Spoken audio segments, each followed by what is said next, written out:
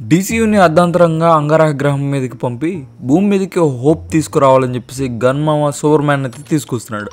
అయినా సరే ఇంకా క్రిప్టోన్ మీద ఆశలతో స్నైడర్ మామ కల్ట్ ఫ్యాన్స్ అయితే హెన్రీని తిరిగి తీసుకురావాలని చెప్పేసి డిమాండ్ చేస్తున్నారు.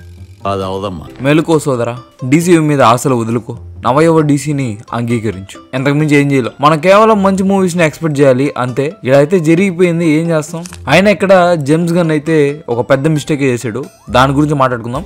అండ్ అలానే రాబోతున్న సూపర్ మ్యాన్ మూవీ గురించి డీటెయిల్గా మాట్లాడుకుందాం. అందులో ఈ మూవీ చాలా బాగుండబోతుందని నాకైతే అనిపిస్తుంది, ఎందుకని చెప్తా. అలానే ఇంకా ఈ మూవీ అనేది రావడం కూడా చాలా ముఖ్యం. ఎందుకంటారా, చెప్తా. అండ్ అలానే కొన్ని విషయాల్లో తేడా కొట్టే అవకాశం కూడా ఉంది. అవి ఇంకా ముఖ్యంగా సూపర్ మ్యాన్ ఎందుకు అంత వీక్గా కనిపిస్తున్నాడు, అలానే ఇన్నేసి క్యారెక్టర్స్ పెట్టడం వల్ల ఈ మూవీకి ఏమైనా ఎఫెక్ట్ అయ్యే ఛాన్స్ ఉందా అని చాలానే క్వశ్చన్స్ ఉన్నాయి. వాటన్నిటికీ సమాధానం ఇస్తూ డీసీ గురించి ఒక కంప్లీట్ వీడియో లాగా దీన్నైతే మనం చూద్దాం. ఈ మూవీ జూలై 11న రాబోతుంది. సో మూవీ వచ్చే లోపల మీరు ఈ వీడియోని చూసి నన్ను ఆశీర్వదిస్తారని చెప్పేసి ఆశిస్తూ మీ వేడ్ విల్సన్. డీసీ వరుస పెట్టి ఆడియన్స్ పేషెన్స్ని పండబెట్టిన విషయం మనందరికీ తెలిసిందే. అయితే అయిందేదో అయింది, దీని ఎండింగ్ అన్నా సరిగ్గా ఇచ్చి తర్వాత ఆ కొత్త డీసీఓ ఎంసీఓ స్టార్ట్ చేయాల్సింది. ఆ రాక్ మామ అంత కాన్ఫిడెంట్గా పోస్ట్ క్రెడిట్స్లో హెన్రీ మామని తీసుకొని ఒప్పించి తీసుకొస్తే చూడండి, ఆ బిడ్డ కళలో అంత ఆనందం, తనను మళ్ళీ సూపర్ మ్యాన్గా తను చూసుకుంటాడని చెప్పేసి ఎంత ఆనందపడుతున్నాడు. దాంతో ఫ్యాన్స్ అందరూ ప్రతిరోజు పండగ అనుకుంటే సడన్గా ఈ గన్నుగాడు వచ్చి ప్రతిరోజు దండగా అన్నట్లు చేసాడు. ఇంకా దారుణం ఏంటంటే ఈ డెసిషన్ వల్ల రాక్ మామ గుండె మీద మింగినట్టు అయింది. అసలు ఓ యూనివర్స్ని రీబూట్ చేయాలంటే అది ఓ స్టోరీ కనెక్టివిటీతో లాగా మార్చాలి. ఫర్ ఎగ్జాంపుల్ ఎంసీయూనే తీసుకోండి, క్యాంగ్ గాడు కంగారు పెట్టినా సరే కేన్ మామ కంగారు పడకుండా స్టోరీని కంటిన్యూషన్గా డూమ్స్డే తీస్తూ ఫ్లాప్స్కి ఎండ్ కార్డ్ వేయాలని చెప్పేసి సాఫ్ట్గా ఓ చిన్న పూత పూసినట్టు సీక్రెట్ వార్స్తో అయితే సరైన ఎక్స్ప్లెనేషన్స్తో వర్క్ అవని క్యారెక్టర్స్ అన్నిటినీ రీబూట్ చేస్తున్నాడు. అంతేగాని ఒక్క స్కీమ్తో జనాల డబ్బులను దొబ్బేసి రాత్రికే చెక్కేసిన బిజినెస్ మ్యాన్ లాగా ఉన్న యూనివర్స్ని చలి చప్పుడు లేకుండా అర్ధంతరంగా ఆపేసి ఇప్పటికీ దీనికి అసలు సరైన సమాధానం కానీ ఓ క్లారిఫికేషన్ కానీ ఈ కోడ్ బొచ్చాడో అస్సలు ఇవ్వలేదు. అదే బాధ. గన్ మీద నాకేం ఎలాంటి కోపం లేదు, కేవలం ఈ డీసీయూని ఒక క్లియర్ ఎండింగ్ అనేది లేకుండా తన యూనివర్స్ని స్టార్ట్ చేశాడు, అదే బాధ, ఇంకేం లేదు. అసలు ఈ డీసీయూని రీబూట్ చేయాలంటే ఫ్లాష్ మూవీని వాడుకో ఉండాల్సింది. ఫ్లాష్ మూవీలో బ్యారీ పరిగెత్తినప్పుడు మల్టీవర్సల్ కొలాప్స్ అనేది జరిగి ఉండొచ్చు. లైక్ తన పరిగెత్తడం వల్ల యూనివర్సెస్ అన్ని కొలైడ్ అయ్యి డీసీ కూడా ఎండ్ అయినట్లు చూపించవచ్చు. లేదా దీనికోసం జస్టిస్ లీగ్ అంతా కలిసి ట్రై చేసినా వాళ్ళు ఓడిపోయి వాళ్ళ యూనివర్స్ని కాపాడుకోలేకపోయారు అన్నట్లు కూడా చెప్పుండొచ్చు. ఇంకా అనుకుంటే జస్టిస్ లీగ్ని నెట్ఫ్లిక్స్లోనో ఇంకా దేంతో అయినా కంటిన్యూ చేసి ట్రయాలజీతో ఎండ్ చేసి ఉండొచ్చు. ఇంకా కష్టం అనుకుంటే స్నైడర్ కట్ జస్టిస్ లీగ్ని యానిమేటెడ్ రూపంలో ఉన్న మూవీస్గా తీసుకొచ్చి ఎండ్ చేసి ఉండొచ్చు. ఇన్ని ఆప్షన్స్ ఉన్నా సరే సంబంధం లేకుండా కొత్త యూనివర్స్ని స్టార్ట్ చేశారు. అంతా అయిన తర్వాత ఈ సూపర్ మ్యాన్ అండ్ పీస్ మేకర్లో మన గన్ మామ క్లారిటీ ఇస్తాడంట. అయిందేదో అయింది. ముందుకెళ్తే రాబోతున్న సూపర్ మ్యాన్ సగం మందికి నచ్చింది, సగం మందికి నచ్చలేదు. ఇంత డివైడెడ్ ఉన్నా సరే మూవీకి మ్యాక్సిమం పాజిటివ్ రెస్పాన్స్ అనేది వస్తుంది. ఎందుకంటే గన్ మామ మేకింగ్ అనేది అలా ఉంటుంది. అసలు ఎవరికి తెలియని క్యారెక్టర్స్ని కూడా కనెక్ట్ అయ్యేలా చేయగల సత్తా ఈయనకే ఉంది. అది ఇప్పటికే 2 సార్లు ప్రూవ్ చేశాడు. అందులో guardians of the Galaxy and అలానే ది సూసైడ్ స్క్వాడ్లో మనం చూసాం. అలాంటి అన్పాపులర్ క్యారెక్టర్స్ని తను అలా చూపించినప్పుడు ఇంకా ఇంత పాపులర్ అయిన సూపర్ మ్యాన్ని తను ఏ రకంగా చూపిస్తాడో మీ ఓకే వదిలేస్తున్నా. వచ్చిన టీజర్స్ ట్రైలర్స్ మంచి బజ్ని అయితే క్రియేట్ చేశాయి. సో నాకైతే మూవీ బాగా ఉంటుందనే అనిపిస్తుంది. అందుకనే పాస్ట్ని రెస్పెక్ట్ చేయాలి, ఫ్యూచర్ని ఎంబ్రేస్ చేయాలి. 2012 మార్వెల్ యొక్క అవెంజర్స్ సక్సెస్ వల్ల డీసీ వాళ్ళ షేర్డ్ సినిమాటిక్ యూనివర్స్ని స్టార్ట్ చేయాలని చెప్పేసి డీసీయూని మ్యాన్ ఆఫ్ స్టీల్తో అయితే స్టార్ట్ చేశారు. ఇది సూపర్ మ్యాన్ కన్నా కూడా తనకి వేరే ఆల్టర్నేటివ్ వర్షన్ ఉంటే ఎలా ఉంటుందో అన్నట్లు కనిపించింది. తను హోప్ కన్నా కూడా ఎక్కువగా తనలో తనే కాన్ఫ్లిక్ట్ అవుతూ కనిపించాడు. ఇంకా ముఖ్యంగా తను హ్యూమన్స్కి దగ్గరగా కన్నా కూడా ఎక్కువగా తను గాడ్ లైక్ బీయింగ్లా మనకైతే కనిపించాడు. అందుకే అందరు ఆడియన్స్కి తను ఎక్కువ కనెక్ట్ కాలేకపోయాడు. ఈ version super man more divided fan అయితే క్రియేట్ చేసింది. ఒక స్నైడర్ ఫ్యాన్గా హెన్రీ అయితే నాకు చాలా ఇష్టం. అయితే తనని ఒరిజినల్ సూపర్ మ్యాన్ క్యారెక్టర్కి కొద్దిగా దూరం అయితే చేసింది ఈ ట్రైట్సే.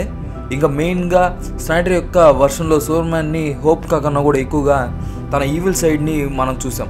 For example Superman rebirth and nightmare సీన్స్లో చూసిన సూపర్ మ్యాన్ తన పాజిటివ్గా కనిపించిన దానికన్నా కూడా ఎక్కువగా ఈ నెగిటివ్ షేడ్సే ఎక్కువ ఇంపాక్ట్ ఇచ్చాయి. అదే ఇక్కడ ప్రాబ్లం అయ్యింది. ఇంకో పక్క హెన్రీ క్యావిల్ ఏమో సూపర్ మ్యాన్ కోసమే పుట్టినట్టు అనిపిస్తాడు. కాకపోతే స్నైడర్ యొక్క విజన్ వల్ల తను అలా కనపడడం వల్ల అందరికీ తనైతే నచ్చలేకపోయాడు. ఇంకా ముఖ్యంగా ఈ డీసీ ఫ్యాండమ్ అనేది మిక్స్డ్ రిసెప్షన్తో డివైడ్ అయిపోవడం వల్ల అంతా మళ్ళీ రిపోర్ట్ చేయాల్సి వచ్చింది. ఇంకా ఈ కొత్త సూపర్ మ్యాన్ మనకు ఎందుకు రావాలి అన్నదానికి ఇంకో మెయిన్ రీజన్ ఉంది. అదే rise of evil Superman. ఈ మధ్య డీసీయూ ఫెయిల్యూర్ వల్ల సూపర్ మ్యాన్ అనే క్యారెక్టర్ని వాళ్ళకన్నా కూడా ఎక్కువగా అదర్ కంపెనీస్ వాళ్ళ versions of evil Superman అయితే దింపాయి. అందులో ది బాయ్స్ నుండి హోమ్లాండర్, ఇన్విన్సిబుల్ నుండి Omniman, Superman alternate story అయిన బ్రైట్ బన్, ఎంసీయూలో సెంట్రీ, అదే వాయిడ్, ఇలా ఎన్నో క్యారెక్టర్స్ రీసెంట్గా వచ్చి రచ్చలేపుతున్నాయి. వీటికి అన్నిటికీ ఆరిజిన్ అయిన సూపర్ మ్యాన్నే అందరూ ఓవర్టేక్ చేసి మర్చిపోయేలాగా చేశారు. ఇంకా వీటిని ఇలానే ఎంజాయ్ చేస్తూ పోతే మన సూపర్ మ్యాన్ని మ్యూజియంలో చూడాల్సి వస్తుంది. దీనివల్ల జనాలు ఎంత నెగిటివిటీకి అలవాటు పడ్డారో ఇక్కడ అర్థమవుతుంది. మంచి అని వస్తేనే అంటున్నారు. ఎప్పుడు నరుక్కోవడం, కొరుక్కోవడం, సో ఇలా కలుషితమైన సమాజానికి హోప్ అనే శివాజీ వచ్చి దీన్ని అయితే మార్చాలి. సో టోటల్గా ఇలా కరప్ట్ అయిన పాప్ కల్చర్కి హోప్ ఇవ్వడానికి అసలు అయిన సూపర్ హీరో మన సూపర్ మ్యాన్ తిరిగి రావాలి. నెక్స్ట్ చాప్టర్స్లో మీకున్న డౌట్స్ అయితే మనం మాట్లాడుకుందాం. దానికి ముందు ఒక విషయం గురించి అయితే నేను ఇక్కడ చెప్పాలి. అదే త్వరలో హోంబోలే ప్రొడక్షన్ హౌస్ నుండి మహావతార్ నరసింహ అనే యానిమేటెడ్ మూవీ అయితే రాబోతుంది. ఈ మూవీ ట్రైలర్ అయితే చాలా బాగుంది. ఈ మూవీ ఎక్కువ మందికి తెలియాలి అని చెప్పేసి నేను ఇక్కడైతే దీన్ని మెన్షన్ చేస్తున్నా. ఎందుకంటే మన ఇండియన్ యానిమేటెడ్ మూవీస్ అనేవి అంత రీచ్ అనేవి ఉండవు. అది ఎందుకు, మన యానిమేటెడ్ క్వాలిటీ అనేది అలా ఉంటుంది. ఇంకోటి ఏమంటే అందరి పర్స్పెక్టివ్ అనేది అలా ఉంటుందన్నమాట. ఇది చిన్నపిల్లలకే అన్నట్లు చూస్తారు. కాకపోతే ఇక్కడ వీళ్ళైతే ఆ యానిమేషన్ అయితే చాలా బాగా చూపిస్తున్నారు. మోర్ ఓవర్ మనం ఆడే గేమ్స్ ఉంటాయి కదా, అందులోని క్యారెక్టర్స్ని అయితే ఇక్కడ గుర్తు చేస్తుంది. వీళ్ళు రియలిస్టిక్ అప్రోచ్ అయితే చేస్తున్నారు. మన దగ్గర యానిమేటెడ్ మూవీస్ అంటే చిన్నపిల్లలకి అని చెప్పేసి మెంటాలిటీతో ఇంకా ఉన్నారు. బట్ వాటిలో ఉండే ఎమోషన్ అనేది లైవ్ యాక్షన్ ఫిలిమ్స్కి ఏమాత్రం తక్కువ కాకుండా ఉంటుంది. అలానే ఎగ్జాంపుల్గా తీసుకుంటే ఫారిన్ కంట్రీస్లో లైవ్ యాక్షన్ కన్నా కూడా యానిమేటెడ్ మూవీస్ ఎక్కువ కలెక్షన్ అయితే తెచ్చుకుంటున్నాయి. ఆ ఉద్దేశంలోనే మన ఇండియన్ యానిమేషన్ స్టాండర్డ్స్ని పెంచే అవకాశం ఇలాంటి మూవీస్కి అయితే ఉంది. అలా ఈ మూవీస్ని సినిమాటిక్ యూనివర్స్ లాగా మన పురాణాస్లో అవతార్స్ అండ్ మైథాలజీ స్టోరీస్ని ఇప్పుడుండే జనరేషన్కి ఈ యానిమేషన్లో ప్రజెంట్ చేయాలని చెప్పేసి మనకైతే తీసుకొస్తున్నారు. ఈ మూవీ ట్రైలర్ ఈ జూలై 10th రాబోతుంది. టీజర్ చూడాలనుకుంటే ఆల్రెడీ రిలీజ్ అయింది, చూసేయండి. ఇంకా ఈ మూవీ ఈ నెల 25th అయితే రాబోతుంది. ఇలాంటి మూవీస్ని మనం చూడడం వల్ల ఇండియన్ యానిమేషన్ క్వాలిటీ అనేది ఖచ్చితంగా ఇంప్రూవ్ అవుతుంది. అలానే ఇలాంటి మూవీస్ అనేవి ఇంకా ప్రొడ్యూస్ అవుతాయి. ఇంకా మీరు కానీ ఈ మూవీకి ఇంట్రెస్ట్ ఉంటే మాత్రం బుక్ మై షోలో ఈ మూవీని క్లిక్ చేసి ఐఎమ్ ఇంట్రెస్టెడ్ అని చెప్పేసి చెప్పండి.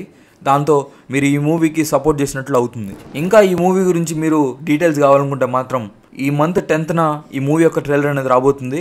ఆ ట్రైలర్ వచ్చాక ట్రైలర్ బ్రేక్ డౌన్లో మనం డీటెయిల్గా మాట్లాడుకుందాం. దీనికి సంబంధించి ఏమైనా డీటెయిల్స్ కావాలన్నా కామెంట్స్లో అడగండి, చెప్తాను. సో ఇలాంటి మూవీస్కి మీరు సపోర్ట్ చేయాలని చెప్పేసి నేను కోరుకుంటున్నాను.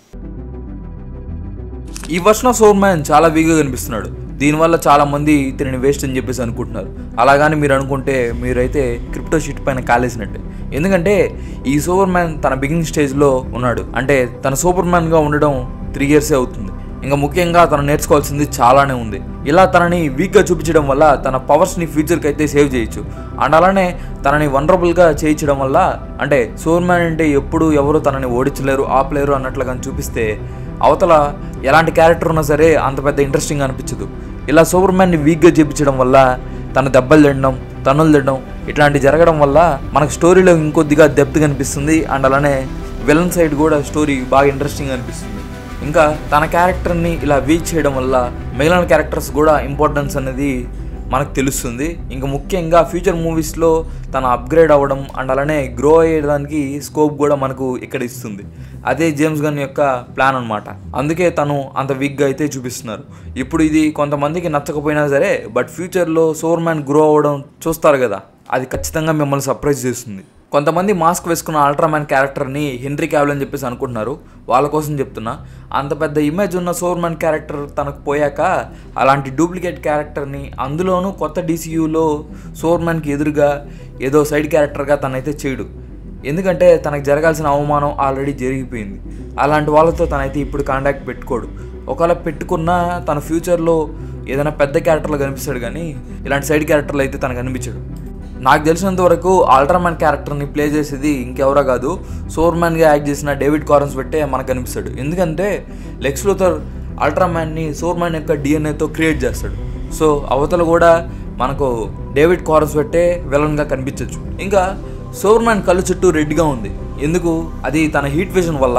ఏం సోర్మ్యాన్ అంత వీక్గా అని చెప్పేసి మీరు అనుకుంటే దానికి నేను ఆన్సర్ ఇక్కడ ఇస్తాను. అది సోర్మ్యాన్ యొక్క హీట్ విజన్ వల్ల అయి ఉండదు.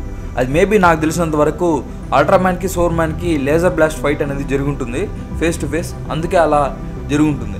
అయినా సరే అల్ట్రామ్యాన్ కొట్టినంత మాత్రాన సోర్మ్యాన్కి అలా అవుతుందా అని చెప్పేసి మీరు అనుకుంటున్నారా? దానికి ఒక ఎక్స్ప్లెనేషన్ ఉంది, అదేంటో చూద్దాం. ఆ సీన్కు ముందు లెక్స్ లూథర్ అయితే సోర్మ్యాన్ని తన కేజ్లో అయితే పడేసి క్రిప్టోనైట్తో చాలా వీక్ చేస్తాడు. ఆ తర్వాత తను ప్రిజన్ బ్రేక్ చేసుకొని బయటకు వచ్చి అల్ట్రామ్యాన్తో అయితే ఫైట్ చేస్తాడు. సో ఇక్కడ వీక్గా ఉన్న సోర్మ్యాన్ అల్ట్రామ్యాన్తో ఫైట్ చేయడం వల్ల అలా ఉంటుంది. సో ఇలానే చాలా డౌట్స్ ఉన్నాయి, వాటి గురించి మాట్లాడుకుంటూ పోతే వీడియో లెంత్ అనేది ఎక్కువైపోతుంది. సో మిగిలినవి షార్ట్స్లో అయితే మనం మాట్లాడుకుందాం.